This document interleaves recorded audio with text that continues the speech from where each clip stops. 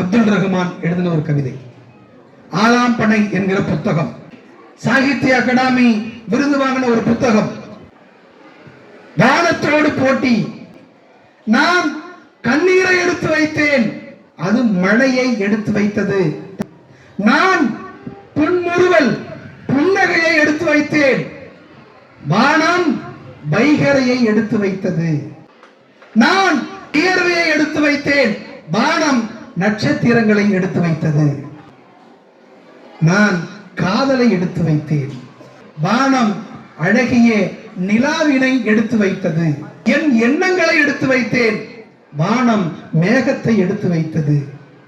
நான் எழுத்தாக எழுதி என் எழுத்தினை எடுத்து வைத்தேன், வானம் மின்னல்களை எடுத்து வைத்தது. நான் என் பேச்சை எடுத்து வைத்தேன், வானம் இடியை எடுத்து வைத்தது. நான் பேச்சை எடுத்து வைத்தேன், வானம் இடியை எடுத்து வைத்தது. கோலத்தை எடுத்து வைத்தேன், வானம் வெயிலை எடுத்து வைத்தது. நான் கவிதையை எடுத்து வைத்தேன், வானம் வானவில்லை எடுத்து வைத்தது.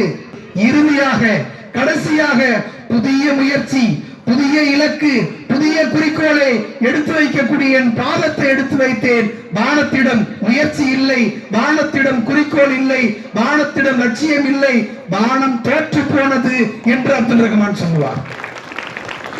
என் மாணவர்களே, வானத்தையே வசப்படுத்தலாம்.